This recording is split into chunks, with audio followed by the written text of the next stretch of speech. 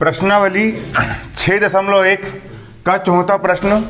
यहाँ पर आपको ये कहा जा रहा है यदि x धन y बराबर w धन z है। आपको सवाल में दिया गया है x धन y का मान, x धन y की वैल्यू आपको दी गई है, w धन z दी गई है। कितनी दी गई है? w धन z दी गई है। तो सिद्ध कीजिए कि a o b, ये हो गया आपका a, ये हो गया आपका o और ये हो गया आपका b। a o b एक क्या है? सरल रेखा है।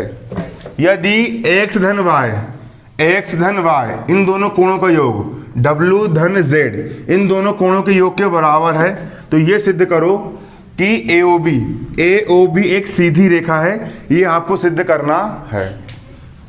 बहुत आसान सवाल है। देखिए यहाँ पर सबसे पहले हमने हल डाले और यहाँ पर एक बिंदु O है और इसी बिंदु O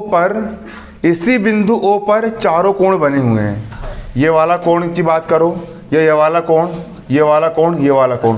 जो चारों के चारों जो कोण यहाँ पर आप लोग को दिख रहे हैं, ये चारों के चारों कोण सिर्फ बिंदु O पर क्या है? बने हुए हैं। किस पर बने हुए हैं? बिंदु O पर। और किसी भी एक बिंदु पर जो पूरा कोण बनता है वो कितने अंश का बनता है? 360 का बनता है।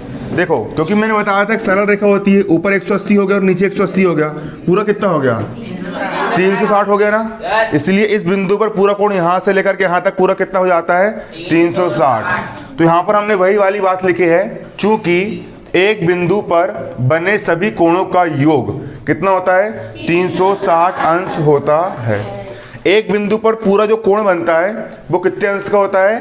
360 अंश का होता है। मतलब यहाँ से लेकर के हमने जो पूरा घुमा करके शुरू करे है, ये पूरा कोण कितने अंश का है? 360 अंश का। मतलब ये वाला कोण धन ये वाला कोण, धन ये वाला कोण, धन ये वाला कोण, सभी कोणों को यदि हम जोड़ देंगे तो पूरा इकट्ठा गोल वाला कोण बन जाएगा जो कि 360 अंश का है। मतलब कोण x धन कोण y धन कोण z धन कोण w बराबर कितना हो जाएगा? 360। कितना हो जाएगा? 360। क्योंकि यहाँ से लेकर के यहाँ तक पूरा 360 अंश है ना, इसलिए ये वाला धन ये वाला धन ये वाला धन ये वाला चारों कोणों को हम जोड़ देंगे तो पूरा 360 अंश हो जाएगा ना। इसलिए यहाँ पर क्या लिखा मैंने? x धन y धन w धन z, x धन y धन w धन z, चारों कोणों को जोड़ दिया, कितने अंश आ गया? 360 अंश निकल करके आ गया, है ना। अब इसको हमने समीकरण 1 नाम दिया। क्या नाम दिया इसको हमने? समीकरण 1। ये हो गया हमारा समीकरण 1। अब हमको सवाल में क्या दिया है? हमको सवाल में दिया है, यहाँ पर लिखेंगे हम दिया है, हमको सवाल में दिया है कि x धन y बराबर w धन z होता है। सवाल में क्या दिया गया है? x धन y बराबर कितना होता है? w धन z। कितना होता है? w धन z। क्लियर? ये आपको दिया गया है। तो यहाँ पर हमने ये लिख दिया है x धन y बराबर w धन z। अब मतलब कि जहां पर सवाल में x धन y आया है उसके स्थान पर अपन w धन z लिख सकते हैं। क्लियर? x धन y का यहाँ पर क्या हो गया?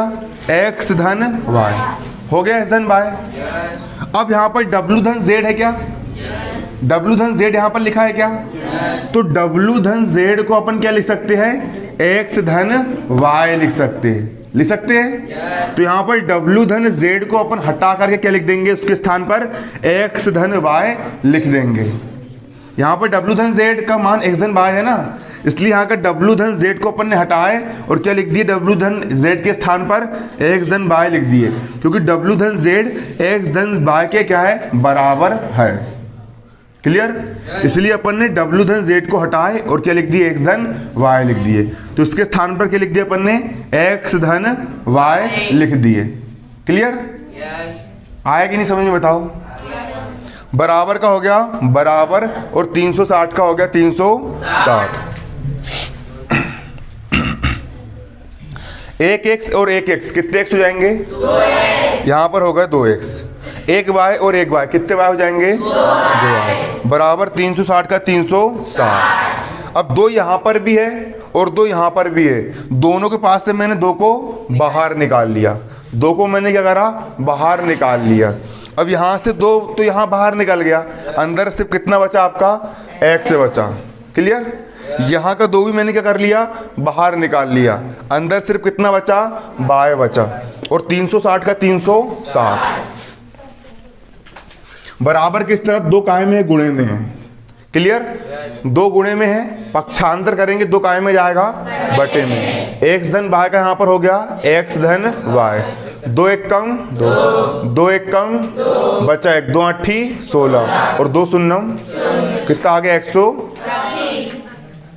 अब देखो x धन y बराबर 180 है, x कोण ये वाला है और y कोण ये वाला है, और 2 कोणों का योग कितना है, 180। तो 2 कोणों का योग 180 कब आता है, जब 2 कोणों का योग तभी 180 आएगा। यहां पर x धन y 180 निकाल के लाया ना आपने, लेके आए हो, मतलब कोण x और कोण y दोनों का योग कितना है, 180। तो 2 कोणों का योग, 2 कोणों का योग तभी 180 आएगा, 2 कोणों का योग उसी शर्त पर 180 आएगा जब ये सरल रेखा हो, क्योंकि सरल रेखा पर ही 180 का कोण बनता है। आया कि नहीं समझ में? मैंने बताया था, कल से पढ़ा रहा हूं मैं, कि सरल रेखा पर जो कोण बनता है वो पूरा कितना होता है, 180। और यहां पर इन दोनों कोणों का योग कितना है, 180 है। जब इन दोनों कोणों का योग 180 है, इसका मतलब यहां पर यह है कि AOB जो है वो एक सीधी सरल रेखा है। AOB क्या है, एक सीधी सरल रेखा है। क्लियर? क्यों? यहां पर लिख देंगे हम रेखिक युग्म अभिग्रही से। किससे? रेखिक युग्म अभिग्रही से। ये रेखिक युग्म के कोण है। रेखिक युग्म के कोण का मतलब ये होता है कि एक ही रेखा पर बने हुए क्या है, ये कोण है। क्लियर? एक ही रेखा पर बने हुए क्या है, कोण है ना।